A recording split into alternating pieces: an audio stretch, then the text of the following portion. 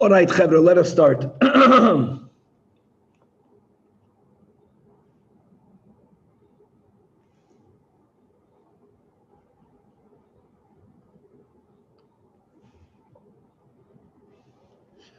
With the help of Hashem, we are learning Shekalim Daf Tes. We're going to begin on Daf Ches Amid Beis, 4 lines before the bottom of the Amid. We will first figure out exactly what is the Revi'is measurement, as we just came off the sugya again of the din of the Dalet Koises. And on the beginning of Daf Tes, we're going to go mamash me'inyan le'inyan. We're going to be discussing some laws of Tumah, and specifically about blood of a nevela. And as we learned many times together, that Bsar nevela means an animal that died without shchita. The flesh of such an animal imparts Tumah, even if it's only in the amount of a kazayis. There are many other parts of the animal, like the bones, and I will speak out the other ones that don't impart Tumah at all. Question we're going to be discussing right now is, what is the status of the blood of a nevela? Is it like the flesh, or is it like the other parts of the animal? The Gemara is going to be discussing more the importance of avoiding suspicion, of satisfying the scrutiny even of one's fellow man, as we have in the Mishnah regarding the specifics of how they did the Trumas Halishka. We're going to have even more details of how the Trumas Halishka was done in order to prevent such a suspicion. We're going to have on Daf Tes the famous statement of Rabbi Pinchas ben Yair. In Talmud Bavli, it's recorded in Avodah Zarah Daf Chaf Amid Beis about how the various steps of going Mechayel al Chayil, beginning with Zerizus and leading up to and got willing, culminating with the coming of Mashiach. And we're going to start on Daf Tes Amid Beis, the 4th chapter, which is going to be discussing various withdrawals. Now we're speaking here about the withdrawal from the Lishka, the Trumas HaLishka. From there, we're going to go on to speak about shiur halishka, moisar shiur halishka, moisar truma, moisar peiros. We'll explain each withdrawal, what exactly it is. Interestingly, the Mishnah does not have any moisar mashke, because there is never moisar mashke. And we're going to conclude, God willing, today's shiur by speaking about the machlokes between the Chachamim and Rabbi Yossi, whether if someone has an individual carbon and they are donating it to the tzibur, whether halachically it could be converted to a carbon tzibur or not, or do we say that the yachid doesn't fully give it over to the tzibur? We already spoke about the topic before, and karbanais tzibur must come exclusively from the tzibur, and therefore if it belongs to a yachid, one may not give it over to the tzibur, and much more. Let us start the Daf Ches Amid Beis, again 4 lines before the bottom of the Amid. Says the Gemara, Amar Rab Chanin, Luga do'iraisa, right? That a vias is a fourth of a lug. If you want to know exactly what is the measurement of a lug, so says Rab Chanin, it's tamunasa atika. It is the old tamunasa measurement that is used, the muriyasa de tzipoiri, that's used in the city of Tzipoiri to measure fish fats. That common measurement is exactly a halachic loig. Amar Rabbi Yoina, says Rabbi Yoina, v'chachmanallah, I remember the utensil, the base Rabbi Yani that was used in the household of Rabbi Yani, that have a mechalon, but that old tamunasa was not used for fish fats. It was used to measure out the vash, honey, but he identified that keli, alpi pnimius, whether a keli is used to hold wine, fish fats, whether a keli is used to hold the vash. These are obviously different levels of Torah study for which we should occupy our mind with. Right. Says the Gemara Tani, we learned in a Braisa, another method of figuring out a revi'is, that chatzi sheminis tavranis hayishana, I just went to the Daf Tes, that the old half, sheminis is the name of a measuring utensil. So half of the old Tiberian shminis measuring utensil, that is a revi'is. Says Rabbi Yechanan, when he heard the Braisa, that Hadain di Danu, that we still have, it's not the old half of shminis, like what we have right now, get either the shminis they had in the days of Rabbi Yechanan, or there was actually a measuring keli that was half of that. That's the one that is exactly a revi'is. So asks the Gemara, hold on, the Braisa calls it the old one. Rabbi Yochanan says that it's current. So v'lama karelei atika. Why is the Brisa calling it atika or yeshana? Min begin tahava biyoymei. Since, as Rabbi Yochanan is saying, it was still used in the days of Rabbi Yochanan. Answers the Gemara, yeah, that this keli, the size of the keli changed in size various times. Easter Amrit, some people explain the Hava Zeira, that it used to be exactly a revis. And then Verafsa, they made it larger. And the Braisa was written at the time that it was larger. So the Braisa wanted to make it clear, don't use the larger one, use the old one. Or, we'll get to Rabbi Yochanan in a second. Or Ve'izda Amri da Azira, that when the Braisa, it was small. Then they made it larger. Then they began to make it smaller again. But also when the Braisa was written, it wasn't made back to its original size, which is why the Braisa calls it the old one. But as time went on, they brought it back to exactly the way it used to be. So when the Braisa was written, it wasn't the standard Chatzi Shiminis. He needed to remind everyone it's the old one. And later, in the times of Rabbi Yochanan, they went back to the way things used to be. Now, Kama Hu Shir Kois, again, another Chazal, and the Kais again is referring specifically to a Revi'is. So Rabbi Yosi, guys, we had this in Psachim Daf Kuftes Amid Beis, that beautiful sugya that made a cheshbon about the mikvah. Remember that Rabbi Yosi, B'Shem Rabbi Yosi ben Pazi, and Rabbi Yosi bar Bibi, in the name of Rabbi Shmuel, it's Etzba'ayim, al Etzba'ayim, al Rum Etzba Umechza Ushloish Etzba. Right? It's 2 times 2.7 of the width of a thumb breadth, or as Allah calls it, of a finger breadth. That if you have an inside opening, an inside keli of that size, that will be exactly a revi'is. Practical halacha, like in all shiurim, this big machlokes, we follow the shita of Rabbi Avram Chaim Na'ah, and our revi'is is going to be approximately 3 ounces, but that's exactly to the limit. And again, just quickly reiterating that the big difference between the din of making kiddush versus the din of dalot koises is that when it comes to all the other mitzvahs upon which we use a cup, koishel bracha, yes, the koishel bracha, right? We have to consume roiv revi'is. Roiv revi'is, sometimes known as a cheeks full moli lugma. When it comes to the din arba koises, it's way beyond that. And number one, ideally, you're supposed to drink the entire kois. And if you chose to have a much larger cup, by kiddush, roiv revi'is, you're good. By arba koises, lachatchila, the whole cup. And if not the whole cup, at least because of the rule of Rubek Kulai, we have to drink roiv kois. Okay, weiter. Says the Gemara. Right, 7 lines before from the top of Daf Tes. Baruch atah Adonai Eloheinu melech haolam sha'ar kol nivudai. Either Tanei, without the word Tanei, it says in the Braisa that Yavash. Here we are specifically speaking about the minimum shiur of Haitzah, as we learned in the sugya yesterday. And what is the minimum shiur of Haitzah? So we had this concept of revi'is. So if the wine became congealed, so what will be the minimum amount of that congealed wine that if one carries, one will be liable to the penalty of b'shoigig chatos, b'mezid, God forbid, kares, and or skila. So yavesh kazayis. Wow. Now kazayis is normally the shiur of salads. And we will learn the sugya the way many Rishonim learn, that if you have a revi'is of wine and it congeals, how much volume will it take up? That of a kezayis.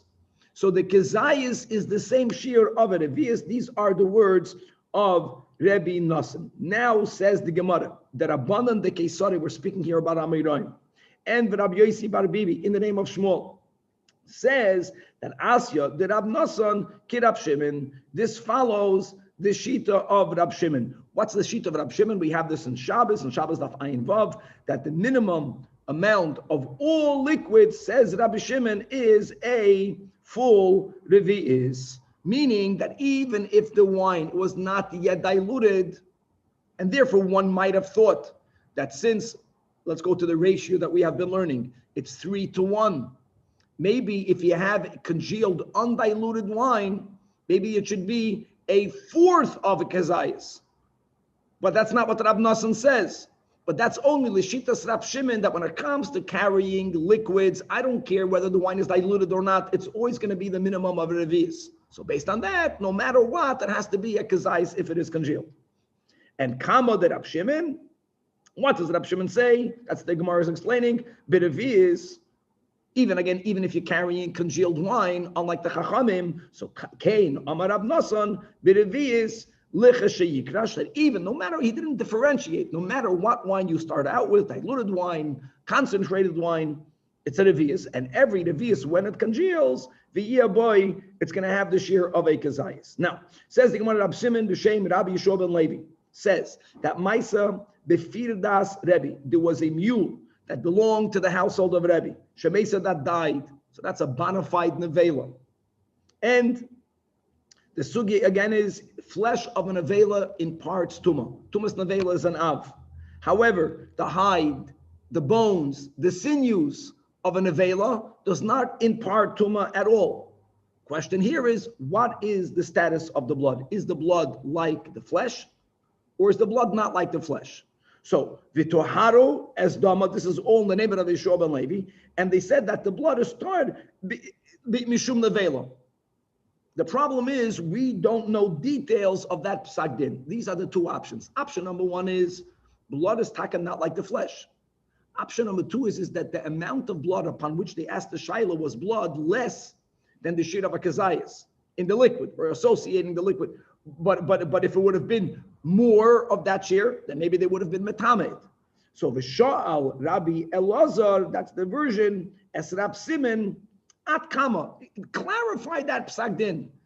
Is it only tar because it was less than the minimum amount? Even basar nevela, less than a minimum amount is not matame, or was taka blood is taka not like flesh? And Rab Simon v'loi ashgach bei. Rab Simon did not pay attention to Rabbi Elazar's further inquiry. So v'shal Rabbi Yeshua ben Levi. So he went straight to Rabbi Elazar, went to Rabbi Yeshua ben Levi, and the Amalei not only clarified that ad revius started, that psak din was only because the amount of dam that they were referring to was less than the revius. But if it's going to be yoser revius, then tamei. So now that it was clear what the question was, uva'ash le Rabbi Elazar al deloi chazar le Rab Simon shmu asa. Rabbi Elazar was upset. That's uvash. He made Rab Simon feel ashamed for him not clarifying, because Rab Simon knew that, as did Rabbi Yeshua ben Levi. Says the Gemara, Rabbi Habi Yosef, and Masna Hadein Uvna, he was repeating this story, that there was blood in the household of Rebbe, and they were retired the blood. And Amalei Rabbi Yitzchak, Bar Bisna, or Bar Kahana, again, he didn't know, is it Ad Revi'is Tahar? Was it only a lenient psak because it was less than the amount of a Revi'is, but Yoser Mikan, right? Would it be Tamei? And here, the link of the sugya is just to make this association between a revius and a kazayis, because the din of a basar nevela is ksar, but kazayis mipsar nevela. If indeed dam is like flesh, then how much will the kazayis should be in a liquid? Will be the shiur of a revius. So again, he asked him what was the scenario, and Rav Bibi was upset. Uvba'adei, literally, what means he kicked him. Well, it means that Rav was asked a question. She's not only he didn't answer, but he somehow rejected or he pushed away the one who asked the question, and that needs to be explained. Amar le Rabbi Zeriki. So Rabbi Zerika asked Rav Bibi, but begin to shalach just because someone asked you a question, right? So at Bodbe, why are you rejecting him? So here he answered, Amar le begin to lehava data be. Because my mind, my das was not with me. That's why bo'itna. And why was my das not mitni? And this is really going to be a connection to what we finished learning yesterday about how when a person learns Torah, their face should be radiant. And many people say, well, I know so many people that learn Torah and their face is not radiant. So this is really a limud zchus. So says the Gemara that the reason why I did not properly respond to his shaila, because the Amar Abchanan, and he's teaching, he's interpreting part of the Toichacha in Parshas Kisavei, that when the Torah says that your life will hang in the balance in front of you, whose life is hanging in the balance? That's any yid that doesn't own enough land to grow all the food that his family needs. That's the first klala. Even a person who has enough money that he can afford to pay for bread for 1 year, that's already a curse. That his life is hanging in the balance because what's going to be next year? When it says weiter in the pasuk, you'll be frightened by night and by day, even worse, right? That's the whole seder of Kisavai, from bad to worse. That goes to a yid that can't even afford. Not only does he not own land upon which you can farm, he doesn't own farming land, but he can't even afford to pay 1 whole year's of bread. Sitki are the merchants, the middle people. He can't buy wholesale. Now the advantage of buying flour wholesale is at least you buy bulk. And when it says weiter in the pasuk, you won't even know, right? If you will be alive, that's a person who can only afford food for 1 day. That buying food from the palter is a curse. That's why many people bake challah from Shabbos. There's a remes from over here. And it also depends if it's the least. It depends who the baker is. Oh, but back over here, so says Rav Bibi, no, it's I am in dire straits financially. I can only afford the food for today. And that's why, because of that, I did not properly respond to the one who asked the question. And again, that's the limud schus, that people can learn a lot of Torah properly. But in Golus, when a Yid, God forbid, is suffering with parnasa, that diminishes the radiance that one should have from learning Torah. Like the Matronisa Taka thought, erroneously, that his face was shining because he had a lot of income. In other words, having a certain level of comfort, begashmis, is something essential that we ask of God to give of us in order for us to better learn Torah and do mitzvahs. Weiter. Now, Makadeim, going back, in other words, we're not accepting Rabbi Shua ben Levi so quickly. What is Taka the Din? So, hey, Rabbi Shua ben Psoida, al dam nevela, shehu ta'ir, l'chayra. Again, it means it's completely ta'ir. That will be an agreement. That will be an argument of above. So the Gemara says, lav dafka, that's not what he meant. Ma'u ta'ir. Again, maybe what he meant was it's only ta'ir melahachshir. We're going me'inyan le'inyan. There's another whole din of blood, and that is that there are 7 halachic liquids, all merumas in the acronym, right? In the mnemonic of dam, of yad, shachad dam. One of the 7 is blood. That blood has the power to make food items that are disconnected from the ground, who become wetted with these liquids, l'ratzin haba'olim, now susceptible to becoming tamei. And really, water is machshir other items. But the other 6 are compared in the Torah to water. Al ha'aretz tishbechenu kamoyim. Remember, that's Sugyan Chulin. But what dam is take like water? That's only dam from shchita. But dam of a nevela, right? It's not tishbechenu kamoyim. You didn't shech the animal. So it's not machshir. And maybe that's what he meant when Rabbi Yeshua ben Besoida said that dam nevela started, but latamois, maybe it's metama if it has the amount of a revius. Says the Gemara, tanon taninon, exactly, we learned in Machshirin, dam hasheretz, at the blood of a sheretz. Now, sheretz is metame, not only because it's metame, even if it only has the size of a adosha, of a lentil bean. So dam hasheretz, says the Mishnah, is kipsaroi. It's like its flesh, metame ve'enoi machshir. Gewaldig. It gives off tuma. It's not machshir. And then the Mishnah says ve'ein lanu kayotzebei. There is nothing like. There is no other dam that has the din of a dam sheretz. So what does that prove? That blood of the nevela doesn't transmit at all. Because if blood of the nevela will transmit tuma and it's not machshir, but it transmits tuma, it doesn't matter if it needs to have the shiur of a revius, then it's just like dam sheretz. So the Gemara says it's not a proof, because maybe when the Mishnah says that there's nothing like it, it only refers to the small amount. Maybe only that kishir, it's instead of the vav, many are greatest the chav, kishir tumasai. But by an avela, that dama is metama, tibsarai, which is in the amount of a revius, which is like a kazayas. So again, this is something that we're going back and forth, trying to prove. We're taking away the proofs. And Amar Rabbi Yosi, that the bottom line is, one will hold that tamei, that dam nevela, once you have the shiur of a revius, as we're learning now, a revius is equal to a kazayas. Kazayis salad is a revius and liquid, and vice versa, and it has a din of basar. And the other Amoida holds that it is tahir no matter what the amount. Manda Amar Tamei holds like Rebbe Yehuda. The Tiklin Chadat in the second to last line in the narrow lines brings Rabbi Yehuda in the 5th chapter of Masechtas Eiduyois that says clearly that Dam Nevela Nach Beis Hillel holds that it's metame if it has the amount of a revius. And back in the Gemara, man the Amad that it is always tahar, not like Rabbi Yeshua ben Levi. That is like Rabbi Yeshua ben Pesoida, as we explained above. Skipping the parentheses, says the Gemara, Amalei Rab Avudama, the min nochoisa. He said this to Rabbi Yosi. Rabbi Yosi is the one that said that v'yois du zog zeir good. I'll tell you why you're saying very good. Because you said the one who's metame, you quoted the Rabbi Yehuda from Eiduyois. And we are going to accept that which Rabbi Yeshua ben Levi said, that the psak din in the household of Rebbe was only that it started because it was less the amount of a revi'is that mamash fits. Because who was the Rav in the household of Rebbe? Every Yid needs a Rav. Rabbeinu HaKadosh needed a Rav. His Rav was Rabbi Yehuda. Now it fits. That's why Rabbi Yeshua ben Levi explained that they were matir the dam because it was less than the shiur.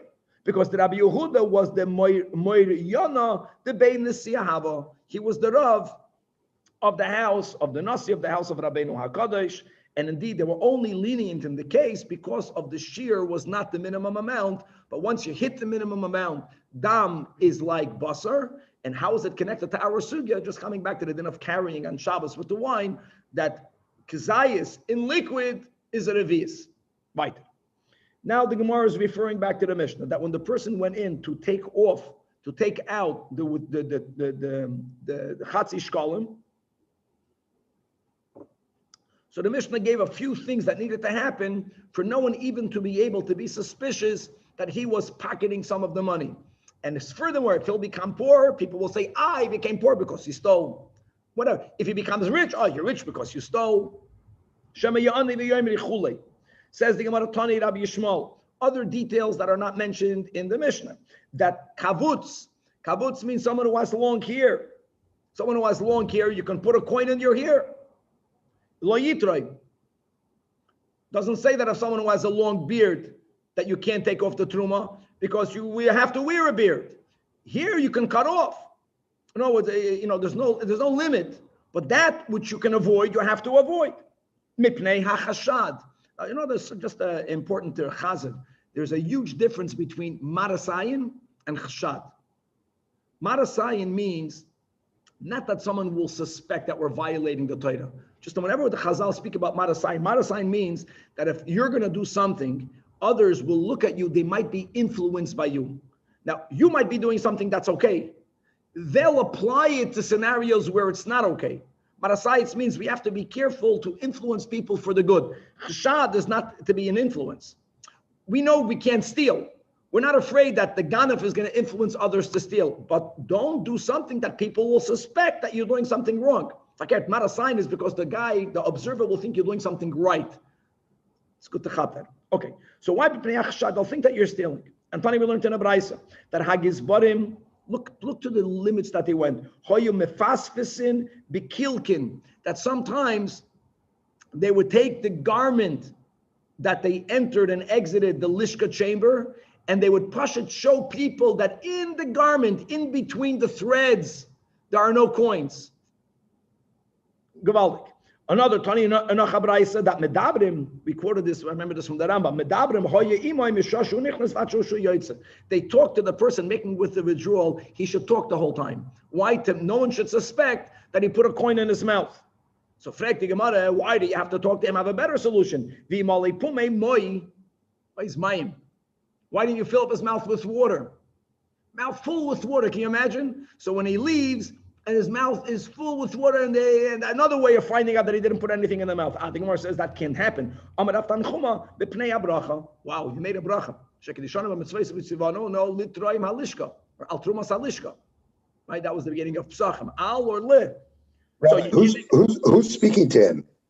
Oh, everyone. The guy's outside. The lishka is a chamber. It's a chamber somewhere in the Azara. So he's going in by himself, talking to the guys that are outside, and everyone is making him talk. They're making him talk. Wow. Says the Gemara Rabbi Shmuel Bar Nachman in the name of Rabbi Yonason that this concept is not only found, the Mishnah brought two psukim, it's really found both in the Torah and in the Nevi'im and the Ksuvim. All of there we find a person has to satisfy scrutiny of others. You can't say, if they want to look at me with a negative eye, it's on them. It's also on them.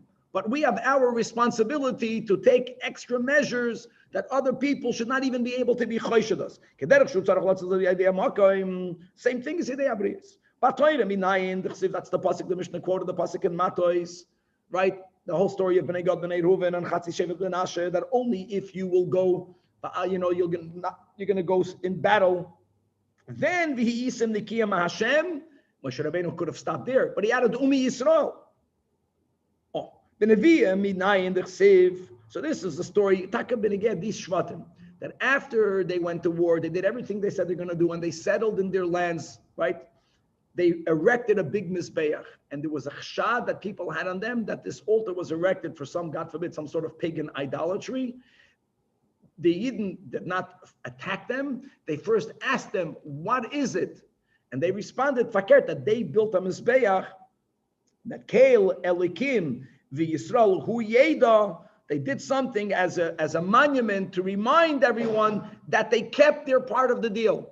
The fact that they erected something for everyone to know that they kept their oath. They could have said, God knows I kept my oath. They went in battle enough in front of all the Eden, but they did something to remind the people. So people should know that they kept the word. And the third pasuk is, we had this in the Mishnah, a pasuk in Mishlei, that not only be'enei Elokim, be'enei Elokim ve'adam. Says the Gemara that Gamliel Zuga asked Rabbi Yosi, ba Rebbe Bun, Ezehu hamachuvar shebekolam. What pasuk is the clearest? So Amar Levi he isim nikiyim ma'Hashem u'miyisrael.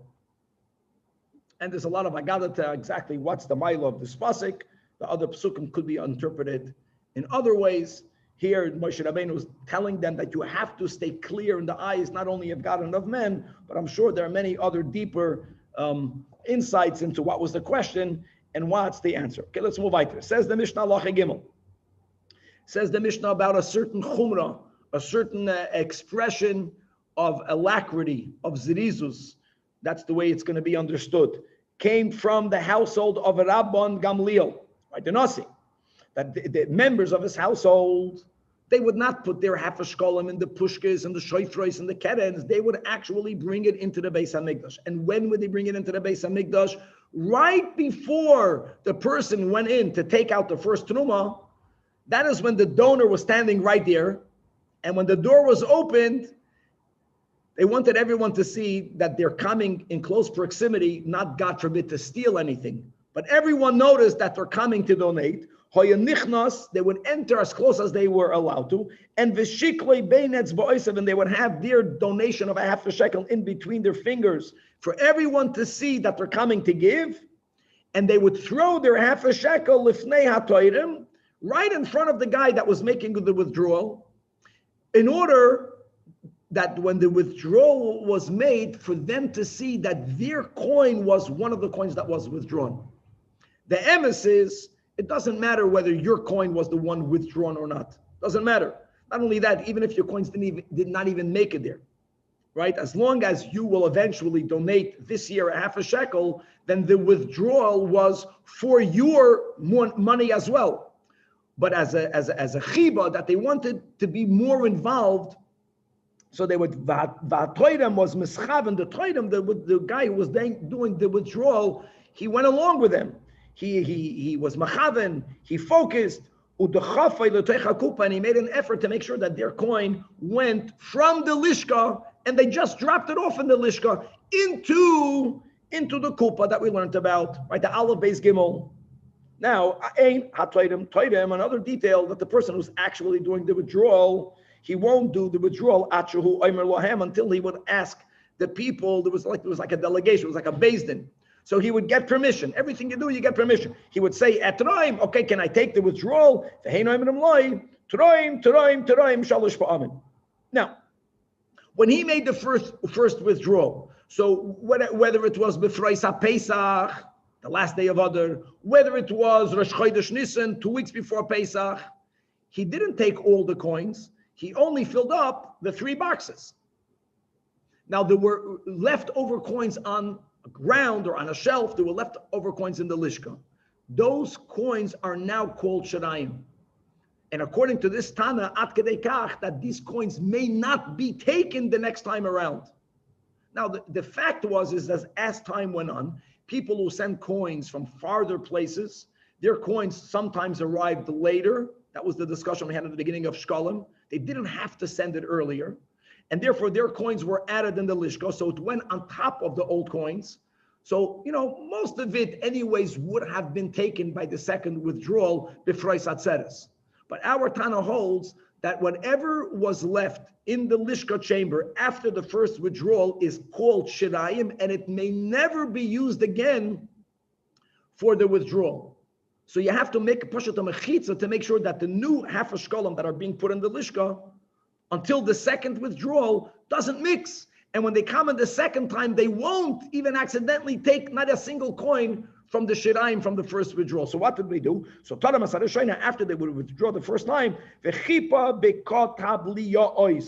would take a leather material, and they would cover everything after the first withdrawal. So when the new shkalim would be coming between Pesach and Preis Atzeres, it would go on top of these kotav liya'os. So now when you make the second withdrawal, you for sure will not dip into the shirayim of the first. And same thing Hashaniya, after you make the second withdrawal. So then again, you would cover everything underneath it, to make sure that the third withdrawal does not come from the shirayim of the second. However, when it comes to the third is the final one. Final one, there's no need to cover anything. Because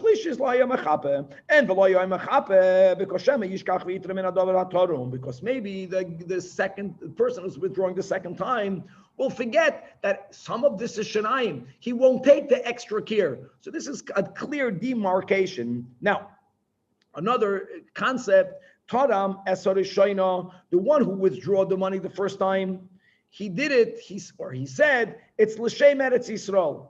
Really, it's very important. It wasn't only for the people that live nearby whose coins were already in the Lishka. We talk of Paskin, as we spoke out before, that it was L'Shem those coins who are already there. It's L'Shem the people whose coins are on the way. It's even for the people who didn't even give out of their pocket the half a shekel, but they will.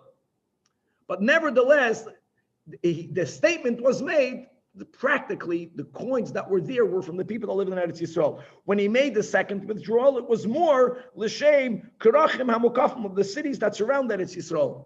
So Taka, their coins did not get there by the Chodesh Nisan, but their coins got there shortly afterwards. And Bahashlishis, that was just the mitzias, that most of the coins that came at the end were from the communities of Yidden that live in Bavel, that live in Madai, U'L'Shem, Daftesim and Beis, Medinois, Harachoikos, those who live in America, says the Gemara, Shalbeis Rabbi Gamliel Chuli, Ilu, Hayu, Shnei Kiroyim, he doesn't understand why did they have to do so. And we're going to use an example of Truma. Yes, Truma has a din that you have to be Toira min Hamukaf, which means that you don't have, if you have piles of produce, which are not yet tithed, you have different piles. You don't have to separate Trumas from one pile only for itself, and for the other pile only from itself. You can separate double the amount of one pile for both, as long as they are both in close proximity. And you're yoitze. That I don't understand. If you have two keris, two piles, so why were they so careful in making sure that their coin was actually a coin removed? What difference does it make? All of the coins that are in the Lishka are part of the withdrawal, whether it made it into Kupa Aleph Beis Gimel, Alpha Beta Gamma, or whether it didn't make it into the pile. So the Gemara says, halachically, you don't need to have your coin being in the Kupa. But Hanachas Ruach Hilohem, it gave them Hanachas Ruach. Shelo Yehi Karben Miskarav Ela Mishalahem Tchila. Now, you have to read this in a positive way. It's not a selfish thing. I want my mitzvah. Many people don't hear the right thing. You have to know how to listen.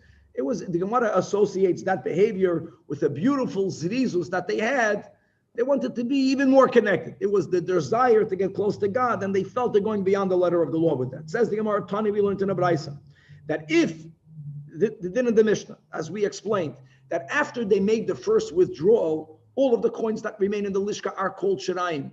Now we're going to speak again in more detail what was done with the Shirayim. But what may not be done with the Shirayim is you may not use it to buy Karbanis Tzibur of that year.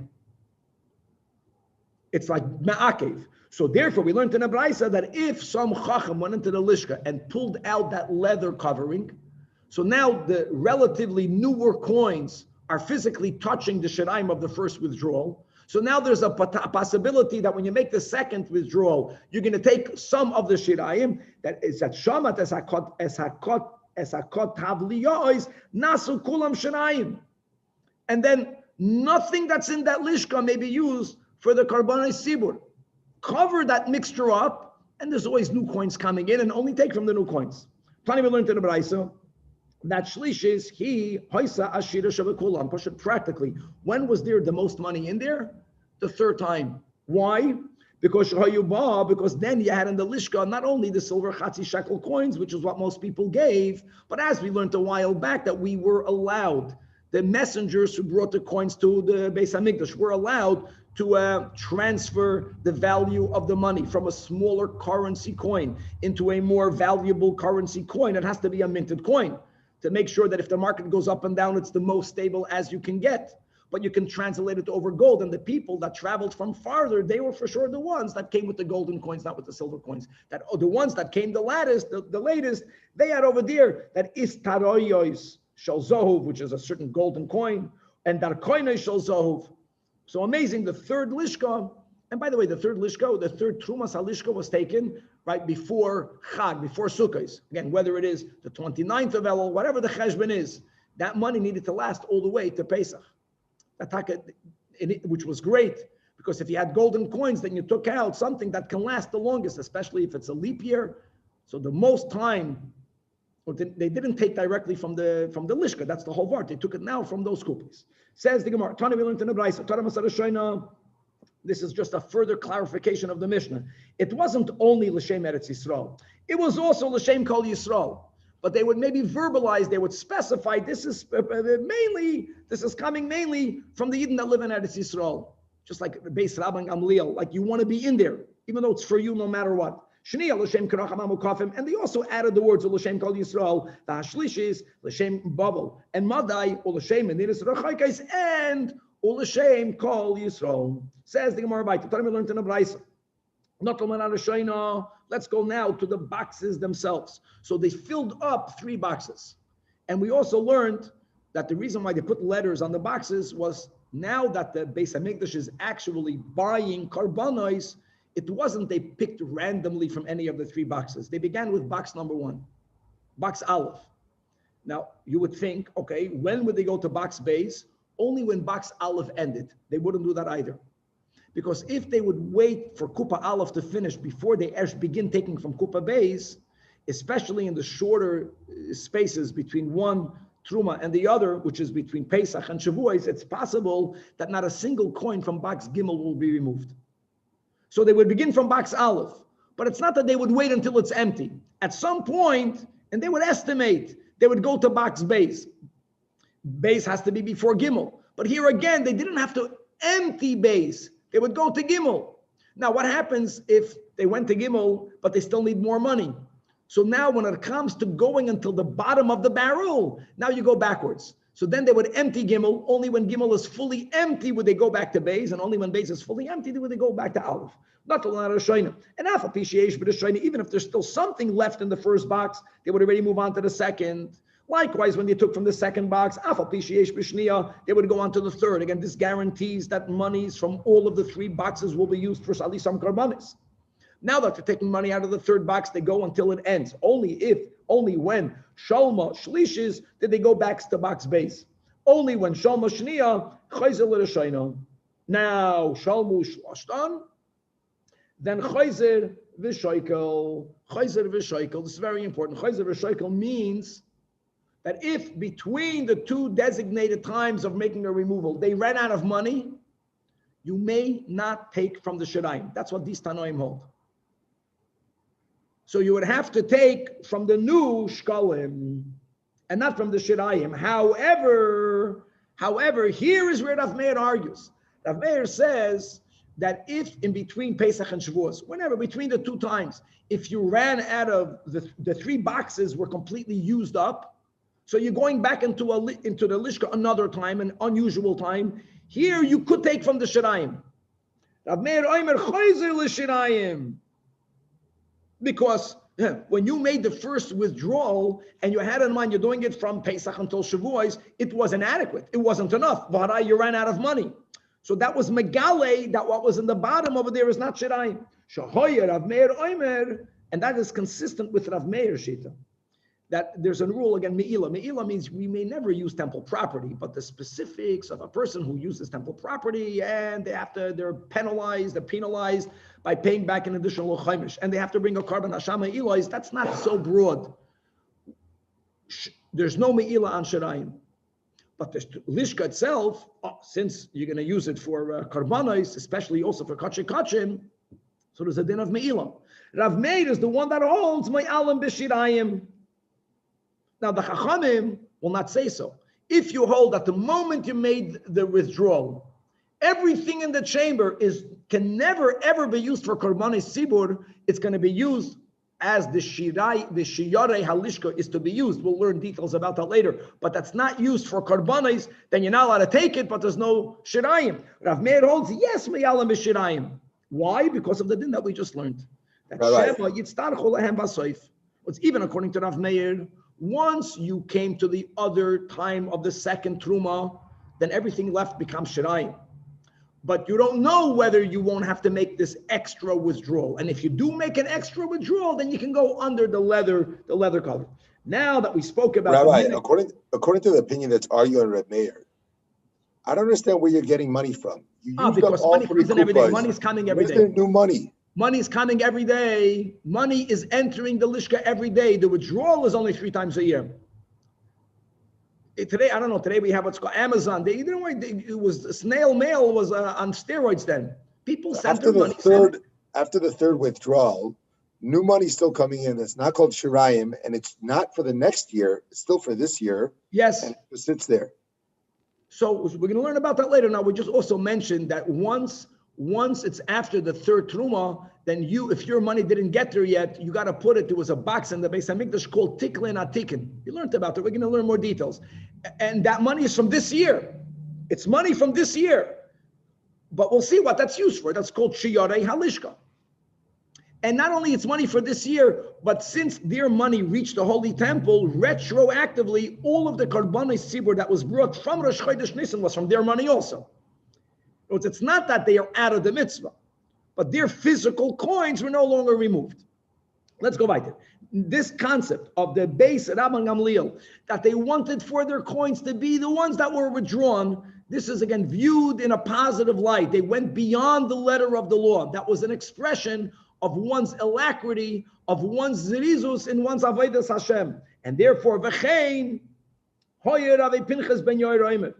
That zerizus, this type of alacrity, brings a person to cleanliness. Right? We have this in Avodah Zarah Daf Chaf Amud Beis.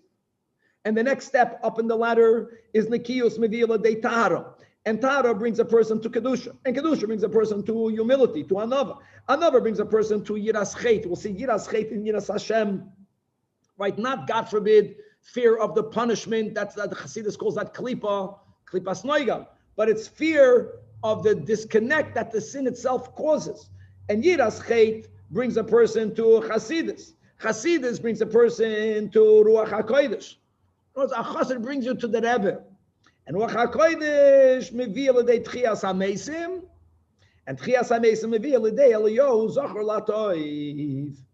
Now there's different ways of learning this last statement, but one of the ways of approaching it is that there will taka be Tchias HaMeisim right before the coming of Mashiach, as we have many chazals that attest to that fact, including the entry of Mashiach himself. Mashiach is coming, but the 8 princes are walking in. That whole chazal, and all of them, all those that are mentioned with them are people that already passed away, and they're going to come back to some. There'll be a certain level of Tchias HaMeisim before the coming of Mashiach, and then there'll be the Yom HaGadol VaHanoira, which is the day of the general resurrection. Now, Gemara explains, how do we have a source for all this? Zerizus is that which brings you to Nikius. So we're quoting a pasuk in Parshas Achrei Mos, that there the Torah is speaking about the avoid of the Kohen Gadol, and it says Vechila Mechaper, that he'll finish bringing the atonement. Finish means he's finishing quick. Dafke, because he made an effort to move quick, the Kila Shnella Hate, not too quick, but with alacrity, with chayas, that in itself brings the mechaper. It's the kapara isn't only coming, that's a remez, not only from the carbon that the Kohen Gadol brought, from the avodah that he's doing, it's coming from the fact that he did it bizrizus. The kiyus, mevila de tahara, and another detail, kapara is nekiyus. Alter Rebbe says, kapara means to clean the slate, to clear the slate clean. To be menaka, that's nekiyus. Nekiyus brings to tahara because it says weiter v'chiper ola koyin, and then it says v'tohera. Tahara brings to kedusha as it says v'tiharoi v'kitchoy. Kedusha brings to anava as it says in Yeshaya kikoy amar. So says the one who's ram v'nisa, who's shoichinad, who abides forever, and v'kadoy shemai, and his name is holy, a level of godliness. That what does this level of godliness say that you should know? That Moraim v'kadosh eshkoin, that I abide high up, and I abide, I live in holiness, and ve'ezdake yoshval ruach, and with the one who's shattered, and with the one that's of lowly spirit, of humility. Another brings to the yiras chet, as it says in Mishnah, ekev anava, because of, as a result of anava's yiras Hashem. Here you see that there is a exchange of yiras chet and yiras Hashem. Yiras chet, maybe the Chasidus, that's why we emphasize, not fear of the punishment of a chet, that's not yiras chet. It's the awe of being disconnected from God, which is caused by a sin. Yiras chet brings to Chasidus, as it says, that the chesed Hashem, me'olam va'ad olam, on whom? Al Yereyav. Chasidus maybe the Ruach HaKodesh, as it says, Oz dibarta b'chozoin, that I will then speak in a vision, right? That's Ruach HaKodesh. But to whom? L'chasidecha. Ruach HaKodesh maybe the Tchias HaMeisim, as it says, V'nosati ruchi bochem v'chiyisem. It means after you get the Ruach, then you come back to life. Tchias HaMeisim maybe the day Elyahu zachar latoiv d'chsiv hine yonechi shlech lechem es Eliyah. Stam lahoy. People always read the words Elyahu. It's not correct, and there's actually a whole debate. We learned that Rambam doesn't say this is Elyahu HaNavi. This is a Navi that's going to get up right before the coming of Mashiach to be Mavasir the Geula. But anyways, here the Gemara is associating Eliyahu with the Eliyah of the end of Malachi. That he is Elyahu Navi. Lifnei boyem Hashem HaGadol v'Hanoira. So here we see that what? That the right from the pasuk here is that Elyahu Navi is going to come right before the resurrection. Says the Gemara Tana b'Shem Rab Meir. Or Tanach Meir Oimer, that you should know the following: Kol mi shekavua be'Eretz Yisrael, a person who lives permanently in Eretz Yisrael, and umedaber b'lashon hakodesh, and v'oichel peirosav betahara. Chulin does not need to be eaten betahara, but someone who behaves on that higher standard of tumantara, and v'koide kriyish malaweker ba'erev, and he reach in the morning and at night. So then yehei mevusar. Ben Olam Habahu, he'll be heralded, he'll be told, so to say. They'll give him the Besura that he'll be a Ben Olam Haba. Now, what are these four specifics? Kavod Eretz Yisrael. So the Tiklan Chadatin, we have time. Look inside 6 lines before the bottom of the Amid. Umedaber b'lashon hakodesh, he writes, Tikun Shleimus Haruach. You know, he's going to go into the Nefesh, Ruach, and Neshama, the different levels of the Neshama. So Dibur is connected to Ruach. So if a person uses one's ruach to speak the holy tongue, and the pnimius of ruach hakodesh is kedusha, peiros betara. Why peiros betara? Because eating is connected to the lowest level of our soul, called the nefesh. Neged nefesh hatzimachas. Kriyish ma'aveker be'erev. Oh, that's already connected to the neshama. Right? Mesiras nefesh. He uses the word shehima asfan, the letters of the oiraisa. Okay. And he brings the Mesiras Nefesh. In other words, on all levels of Nefesh, Ruach, and Neshama, then you'll become maybe there's another concept over here. You have, like we mentioned, Oilo Shanam and Nefesh. So Kavua Beretz Yisrael is connected to Oilam. Reading Shema, that's connected to Shana, right? In the morning and at night. And the nefesh, maybe fakir, the nefesh is connected to Lashon HaKodesh because speech is malchus, which is the lowest level of the neshama, as we learn in Chassidus, and I'm sure there are many other insights as well. And that we say, Hadran Allah, Perek Shloisha, V'Shloisha Prakim, and God willing, we will return to you the third chapter. We are now moving on to the fourth Perek. Says the Mishnah, Halach Aleph Mas Nisan, Ha Truma. Finally, all of the prakim is to get to the money. Now, what did they do with the geld? Mahoya Oisimba. We're talking about that which is in boxes, Aleph Beis Gimel. So we kept on saying you buy Korbanei Sibur. Now the Mishnah goes into details. That Loikchen Bar, you buy with that money to Midim, the daily Talmud morning and evening, the Musafim that is brought on occasion, Shabbos Yom Tiv, and Vinischayim, all the Korbanei Sibur that have to come with libations, both the flour and the wine, that's all bought with the money of those trumais, and the carbon oimer, and the shtei alechem, and the weekly lechem aponim, and the Mishnah adds v'chol karboni satzibur. Now, what is that adding? So we're going to see that this is adding the ketoides, and actually it's left for last. It's alpi chasidus because ketoides is the higher way that we get close to God. You should know as a klal, guys. We're learning Gemara. In Gemara, tes in Aramish and shin in Lashon HaKodesh are interchangeable. So keter, not keter, chaf, taf, reish, from ketoides, kuf, tes, reish, is really kesher. And as Chassidus explains, there is the Jew wanting to get near God, that's a korban. And then there is when the Jew becomes part of godliness, when you are bound with Hashem, that's the ketoides. The daily ketoides comes also from the Shekalim, from the Truma. Now, another detail. Now we're getting into interesting details. On the Shemitah year, all produce can be eaten, but you cannot eat it as its owner. Everything that's growing belongs to everyone that lives here. Until the point where even animals don't have of that type anymore in the fields. Now here's the challenge. Both the carbon oimer that has to be brought every year, all right, on the 16th day of Nisan, and the shtei halechem, which comes from the wheat, which has to be brought together with the kisvei atzeres every Shavuos, has to dafka come from the chodosh, from that which grew that year. But hold on the Shemitah year, you don't plant anything. The answer is that even when you don't plant, there's a certain amount of what we call sfichim. There's an aftergrowth that grows because we planted in the prior years. Now, the sfichim belongs to all, it's hefker. Problem is that the Beis HaMikdash needs those minimum amounts in order to bring the carbon oimer and the carbon shtei alechem.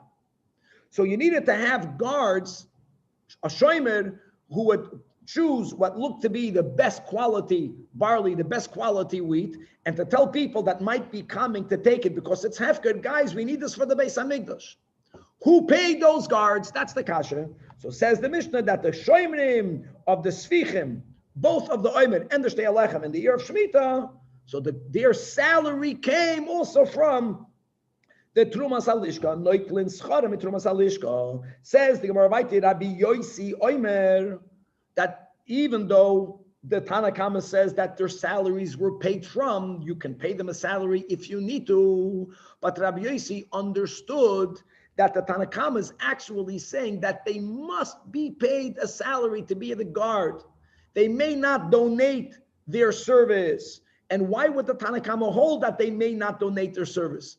Because if they are doing it pro bono, then there's a possibility that when they will gather it, they will gather it for themselves as payment. Or if they're noticing that a Jew is coming to take it, and you tell the Yid, please leave this for the Beis HaMikdash, the guy says it's hefker. So the shomer who's there first will take it to own it. No one is going to want to steal. He might take possession of it if he'll be a shomer chinam. And then he'll donate it to the temple. Tanakama holds that once you took possession of something and it belongs to you, when you give it over for the community, you don't want to give up your real ownership. No, you want it to be used for the service of Hashem, but I want it to be yours. See, my animal was brought, almost like, the Beis Rabbi, my coin was used. And that has a downside, because then you won't fully give it over to the tzibur. So the Chachamim hold, we have to make a system in which the greatest likelihood will be that the Shomer will never acquire it for himself, ever, because he's being paid by the Beis HaMikdash to guard it for the Beis HaMikdash. However, Rabbi Yossi says no, that Afaroitzim is not the Shomer Chinam.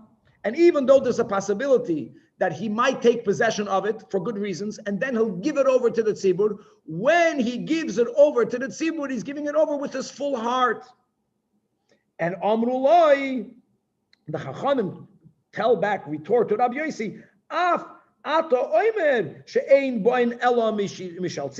don't you hold that the Oimer and the Shtei Alechem are only going to be proper offerings if they belong to the community? And here we don't allow, therefore, for the Shomerim to do it pro bono, we need them to be paid to make sure that they never take possession and then think that they're donating it and don't do it with a full heart, and that will be a problem. So really we have here a machlokes between Tanoim, between Rabbi Yossi and the Chachamim, whether individual karbanos, right, can be converted into a karban sibur. So the Gemara now is going to try to bring that which we learn in Masechta Tainis, which will pose a challenge to this debate. Why do we have in Masechta Tainis? That when we built a second Beis HaMikdash, especially in the beginning, there was a lack of funds and there was a lack of items, fuel. And the amount of fuel that the Beis HaMikdash needed was really humongous. It was tremendous.